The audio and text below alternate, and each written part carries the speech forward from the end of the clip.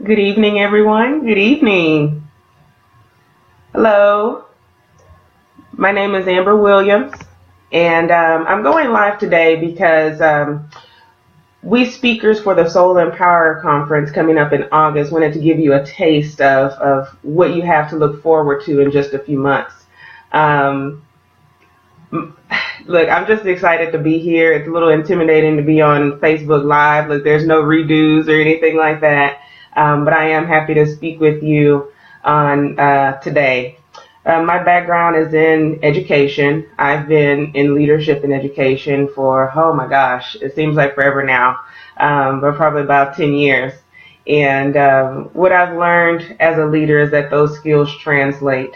And I've learned a lot in the course of what I do, and I just want to be able to share those things with others, the life lessons. And if you're a believer, your testimony, just in my personal life as well as my professional life.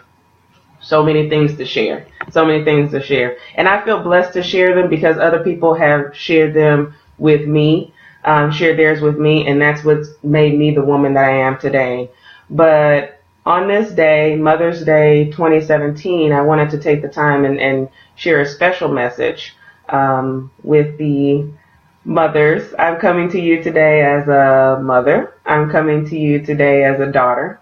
And just wanted to share some special words with you today. So I hope you have the opportunity to take some time to sit down, to listen for a second, because the intent of my words are to build you up and to push you.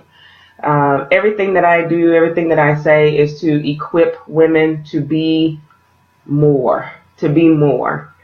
A lot of times we desire to be more, we wish to be more, but we don't know how to get there. Or sometimes even if we know how to get there, we just need that extra push, that extra support to get where we need to be. And so that's my point today. But today's a little bit different for me. If you scroll through social media, not even just today, it started probably about a week ago, the Mother's Day post, the celebrations of moms everywhere.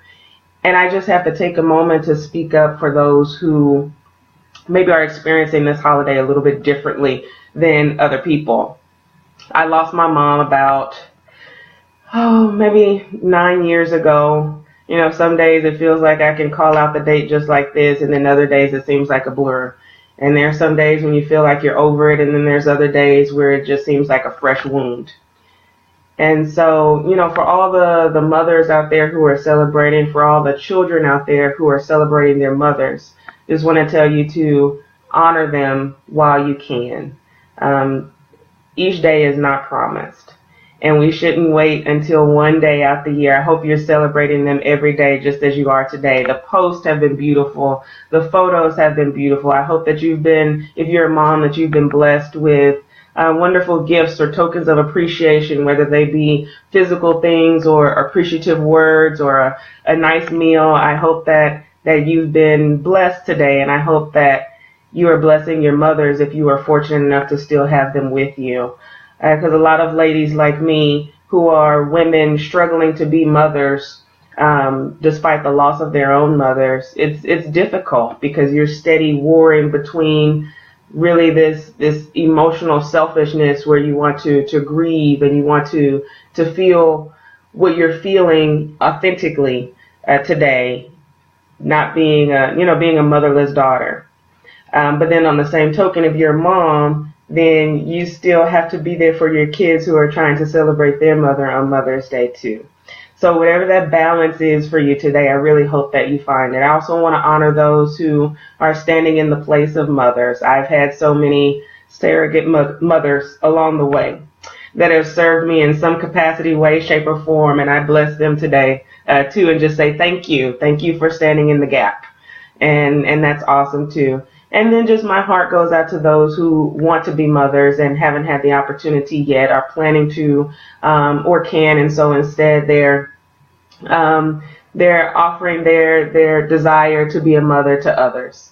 And so I just honor you today too. I honor all of you. But I really want to speak to the women who are mothers today. But If you happen to have a male supporter in your corner that wants to listen to, I welcome that, because so much of what we do is supported by the men in our lives, whether they be fathers, sons, husbands, whoever they are in whatever capacity. Motherhood touches everybody. Everybody is born of a mother. And so who we are as women, it impacts everyone on this earth. And so I think it's important that we build one another up, that we support one another, and that we are all inspired and equipped to be everything that we were meant to be, everything that we were destined to be. So that's where I'm coming from today. And I hope that you hear something that whets your appetite. I hope that you hear something that makes you want to, that makes you desire to be more or do more. Or if you're already doing that, to be able to reach out to the next woman and say, let me help you. Let me extend my hand and help you come up as well. And so I'm just really excited to be speaking at this event in August. I'm really excited about the opportunity to come to you from the Soul Empower page today. And so I just welcome you to open your hearts and open your ears as we just have our little chat. And, if you have a question, if you have a comment, I think it pops up right there. So feel free to chime in as I'm speaking, so that this is not a monologue, or it's actually a two-way conversation. And so, a lot of times as mothers, and I've been guilty of this for a long time, we define ourselves as mothers. We define ourselves, us women, as the relationships that we have in life. If you are in a new place and they're asking everybody to introduce themselves, one of the first things that comes out of our mouths, I'm a wife, I'm a mother, I have this many children, all of those kinds of things. We define ourselves by the roles that we're fulfilling. And while that can be a good thing, it shouldn't be the only thing. And that's the place that I'm encouraging you from today. The push to be more than. The job, the role of mother is all encompassing. You'll be all day trying to write a job description of what it is that mothers do. And it can be difficult. It can be difficult. And it's not saying that the role of mom is easy, but at the end of the day, we are not just mothers. We are not just wives. We're more than that. And so I want you to start thinking today on who you are, who you truly are. Not just that role of mommy, not just that role of loving wife, but who are you? Who are you? And so I want to challenge you to examine who you are today. On a daily basis, the job of mom can be so many things, and it's everything from waking up in the mornings and taking kids to school, to caring for skin, knees, and elbows, to shelling out all kinds of money for whatever school activities are going on, preparing Easter speeches during Easter time for church, shopping for kids who've outgrown their clothes and shoes. Look, my little one, he's just bursting at the seams, and I'm always in the store trying to find clothes for him and shoes. I can't keep him in clothes and shoes. It feels like I spend so much time shopping for him, and I don't get to reap any of the benefits. Money goes out, clothes go on him, and next thing you know, there's holes in the jeans and the shoes are scuffed up. But that's what mommies do, right? But I just want you to know you're so much more than just those things. You're more than peanut butter sandwiches. You're more than warm bottles in the middle of the night. You're more than alcohol and cotton balls on skin knees. You're more than dance recitals. You're more than football practice on Saturday mornings. Those are great things, but those are not the only things. Those are not the only things. Because what happens is we get ourselves caught up in those things. And when we define ourselves by those things, how well you're cooking the meals and how well you're preparing the little girl's hair, all those kinds of things, we get caught up on those things. And then when they're gone, who are you? Who are you? Our kids, the time that we have with them is fleeting. It's fleeting. I look at my 7-year-old and the time is going. The time is going. I look at my 13-year-old and oh my God, I remember when he was born. I remember bringing him home from the the hospital. I remember holding him in my arms and sleeping with him in my bed. And I remember him taking his first steps and saying his first words and all of those things. And now he's a teenager. Oh my God, what do you do with a teenager? But every stage, every phase in a child's life requires something different from us as a mother. And we have to be able to adapt to those things. And if we define ourselves just by what we do for our kids or what we do for our husbands, then we'll find ourselves constantly searching for who we really are at the end of the day. You know, and it's crazy that our kids, they learn not to need us. That's a good thing. That's a good thing. It's an awesome thing. But I tell you, my heart almost broke the first time I heard my son say, "No, mommy, I got it." And I was like, what? No, I need to be able to do that for you. I don't know what to do if I'm not doing this for you. And then you have to move on to the next thing. You have to evolve. And next thing you know, they're tying their own shoelaces. You know, next thing you know, oh, the biggest thing for me, that just knife in my heart, was when on the first day of school, my son didn't want me to walk him to class anymore. He was too big for that. And so that hurt my feelings as a mom, because that was who I am. I'm mom. I get you your first day of school outfit, and we shop for your backpack, and you get your hair cut. And then on the first day of school, I walk you to class. That's who I am.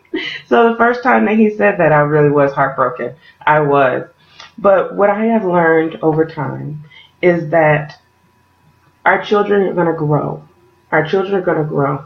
Our relationships with our spouses are going to grow. They're going to evolve. A lot of times they're centered around children. And as the children are doing different things and moving on, so the relationship with our spouses change as well. We define ourselves by our jobs. But guess what? Those things change too. But who you are, it doesn't change. It doesn't change. So you have to figure out who you are. How do you define yourself? How do you define yourself? I am. How would you finish that statement? I am. Without inserting wife or mother, how do you define yourself? I am a fierce goal setter. Yes, I am. I set goals. I'm ambitious toward my goals, and I go at them and I get them. That's who I am. I'm a visionary. I have great ideas. I like to see them just come about. I like to share them with others. I like to speak passionately about my vision.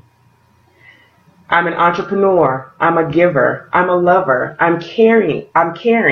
All of these things make me who I am. But the question that I have for you is, who are you? You know, a lot of times we don't even have a moment to think, a moment to sit to ourselves in peace and quiet, and just take the time to reflect and pause and meditate like that. It's hard to think about things like that when you have kids in your ear. Mommy, I want this, I want this. Like, how do you bypass your daddy to get to me to ask to open your bag of chips? How did that happen? Come straight to me. Mommy is for everything. And so it's rare that we get the time to sit down and really contemplate who we are. It doesn't mean that every woman has to be a business owner. I'm not saying that. I'm not saying that every woman has to work a 9 to 5. I'm not saying that either. What I'm saying is how we define ourselves is very important, because it's constant. It shapes our walk. It shapes our purpose. It shapes how we relate to other people. Our relationships change. They evolve. We don't. So when we define ourselves by our relationships, then we're constantly having to reshape. And that's how we get so hurt. That's how we get so hurt, because when that relationship doesn't do what we need it to do, then it hurts us to the core, because we've defined ourselves by that relationship. But when you define yourself outside of all of that and know that this is who I am and this is who I bring to the table, then regardless of whether your child is bringing home A's or C's, whether they're acting up or behaving nicely, whether your husband is doing right and loving on you or not doing right and not loving on you, whether your job is excellent and on your way to promotion, or whether your job situation is sketchy and you think you're going to lose it, you're still the same person. But do you know who you are? Do you know who you are? You know, as you begin to describe yourself, you'll find that you will release qualities, you will utter qualities about yourself that are ever constant. They're constant. I'm God-fearing. I'm loving. I'm enough. Those are affirmations. And affirmations are so powerful, so powerful. How we talk to ourselves as mothers, how we talk to ourselves as wives, how we talk to ourselves as women, the power of the tongue is just amazing. It's beyond all. It changes atmospheres. It changes relationships. It changes mindsets. Okay? All of these kinds of things. How we talk to ourselves is powerful. So when you begin to define yourself with I am statements, you are empowering yourself so that you can walk in your purpose. You are empowering yourself so that you can be strong enough to come against whatever is put in front of you. Whatever is put in front of you. Because motherhood is not easy. It's not easy. And I know, look, I know there are people who have experience beyond mine in motherhood. I know I gave my mother hell when I was a teenager. I know that my son is going into that teenage age, and all that preteen attitude and all that kind of stuff. It's coming. It's coming. And then I know that you never stop mothering. I know as an adult, I still call my daddy for whatever it is that I need. He never stops parenting. As mothers, we never stop parenting. So it's hard. So how we feed into ourselves, how we speak to ourselves, how we build ourselves up affects the entire family. My grandmother is a very, very strong woman, very strong woman. And, you know, unfortunately, she has seen the loss of two of her children, which is my mother and my aunt. And she really has been just glue that holds this family together. She's just a powerful force. She's the embodiment of motherhood. She's the embodiment of the matriarchy. To me, it illustrated how strong of an influence that as women we have. And we can use that influence for good, and we can use that influence for bad. And so with that, I feel like my grandmother is like of the family tree. She's the sap that flows through it. And how we build ourselves up as mothers helps us to determine how we influence the whole family. It's powerful. It's absolutely powerful. So I'm just encouraging you to build yourself up. I'm encouraging you to define who you are, to just expand your mind and think about who you are at the very core of yourself. So that after the peanut butter jelly sandwiches, after the laundry, after the dishes, after the carting the kids off to daycare and all those kinds of things, who are you? Who are you? So I have a question here as I'm wrapping up. It says, can you tell us what inspired you to become a speaker? Well, honestly, it's one of those things that I kind of fell into. I think that's the story of my life on a lot of things, because I didn't want to go into leadership and I ended up there too. But as a leader, you are often pulled into opportunities where you have to speak. That's just part of leadership. And so as I was doing these things, at first hesitantly, I found that I enjoyed it. I found that people were receptive to some of the things that I was saying. And I said, well, hey, if I have something to share and people want to hear it, then let's share it. So that's one aspect of the leadership. But on the other hand, on the speaking, but on the other hand, there's a different pull. There's a different pull for speaking.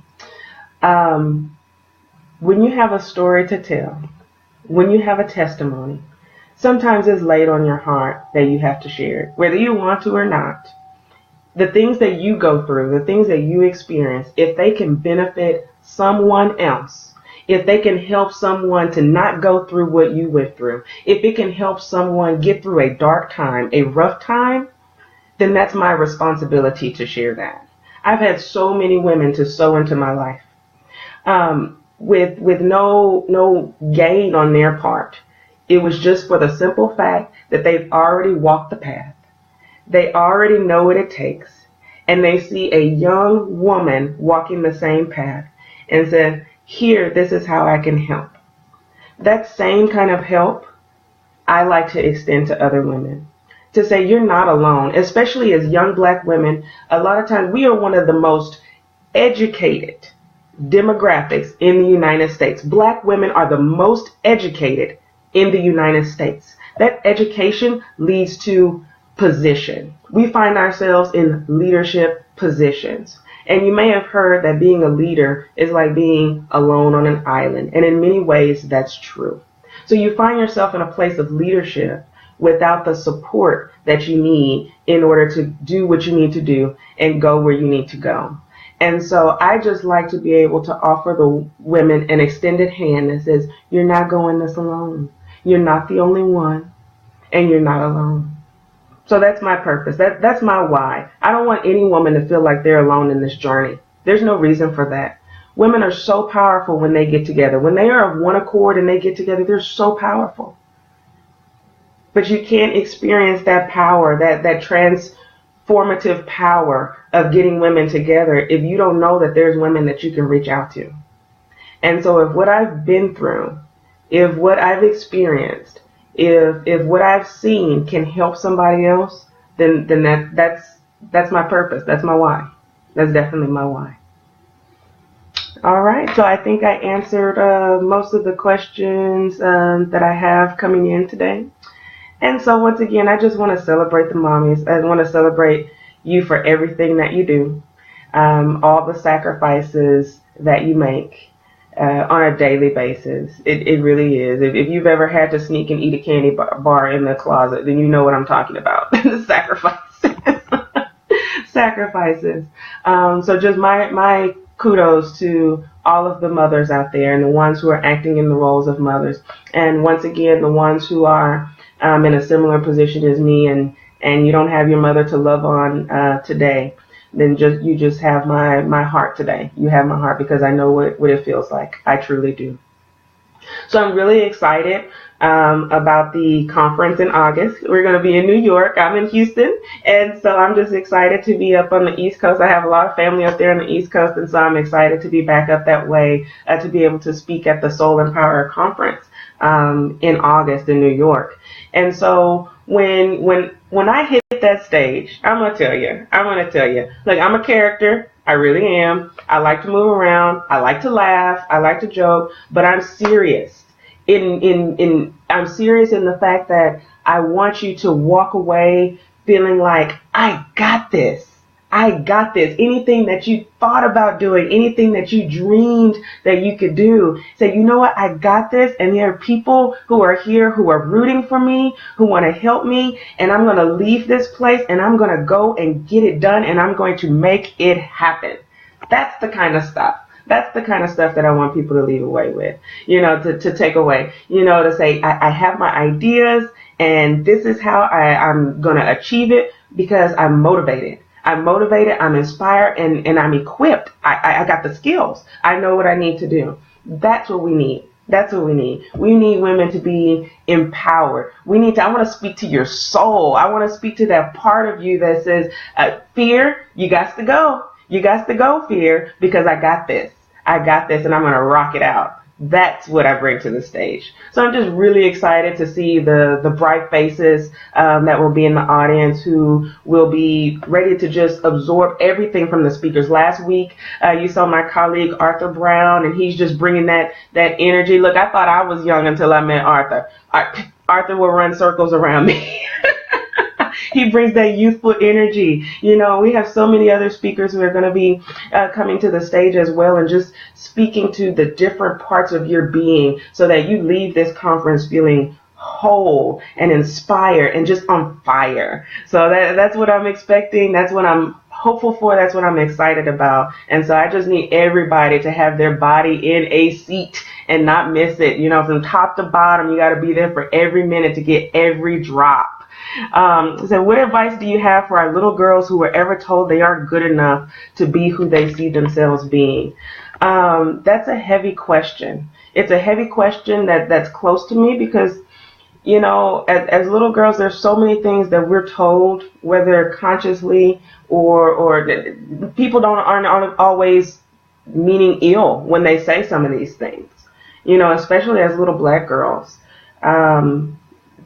Just growing up with all kinds of self-esteem issues because of what people have told you, everything from your hair to your skin tone, to your body shape, all those kinds of things that, to your mental capacity and how you speak and all those kinds of things. We're doing this to our little girls. And so I just want to inspire them to take some time and figure out who they are and what they want. Because once you find your passion, it's hard for anyone to separate you from your passion. It truly is. If you have that spark, nobody can tell you anything about your spark. They can't take that away from you. And so when you just have that motivation to go out and get something, it's like you're hungry. Who you are to yourself when you look in the mirror, that's the most important. And I know it's hard. I know it's hard in the days of social media when you're constantly flooded with these images of who you think you should be, what you think you should be doing, and all those kinds of things. But man, if I just tell you, be your authentic self, be who you are, and don't be a copycat, because the only person that's good at being you is you. That's your uniqueness, that's your skill, that's your superpower, is being you. You can't be somebody else, be you. And what's crazy is that so many people who are successful later on in life are the people who didn't fit in way back when. And if we can just hold on, if we can get our little girls to hold on and not give up, get past the high school, get past the middle school, all of that kind of stuff, and get out into the world where they can be their authentic self without all of that peer pressure, so that they can go for their passion, go for their spark. I just tell them, hold on, and find a mentor. Find a mentor, find a woman that can sew into you and hold your hand and just be there to reassure you, to offer you advice and let you know it's going to be okay. It's going to be okay. I just feel for our kids today. It's so different. It's so different with technology and all of that kind of stuff. And if I could love on all of them and let them know that there's so much power in them that's just waiting to be unleashed, I would just want to take them all by the little ears and let them know how beautiful they are and what potential that they have. And I think that's why we have to do what we're doing today, because all of us women who are here now, who are searching, who need to be inspired, who need to be equipped to do something more, we were once those little girls. We were once those little girls. And some of us didn't have the person to speak into our lives and tell us what we should have heard a long time ago. So I think that's it on the questions. I appreciate the questions that came through. I appreciate any of the moms who are listening in today. I hope you had a wonderfully blessed day. And when I come to the stage, you hear me talking about being blessed. You hear me talking about my testimony, and that's because I just can't hide the God in me. So at the end of the day, it's gonna come out. It's gonna come out. It's gonna come out. And look, y'all just have to excuse me if I take it to church, because sometimes it just happens. You just never know what happens. But I'm excited. I want to see you there. I want to see you there, because I know what we're going to get out of it, just being in the room, the presence of one another, and just watching that energy flow. And I want you to be there with us as that energy is flowing. So definitely go to the website. Definitely get your tickets now. Get those VIP tickets, because these kind of conversations that you're getting on these live videos, you can get that in the VIP. So you want to be able to just pick our brains. But you got to be in VIP to do that. So get your VIP ticket ASAP, because that early bird price is going to be leaving at the end of the month. So make sure, I expect my Houston folks, come on now, make the drive, take the flight, whatever it takes to be there in New York, get there. All my East Coast folks, I need y'all to get there. Come on, I need to see you. Everybody needs to be in this place. It's going to be a powerful, magnificent event. You're going to hear from some great people going live on Facebook next week as well, just to continue to whet your appetite, get you excited about what's to come, let you know how we are, what our personalities are, so that you will be excited to see us when it comes up in August. So just so blessed to have y'all share this evening with me on this special Mother's Day for you, and we'll see you soon. Take care.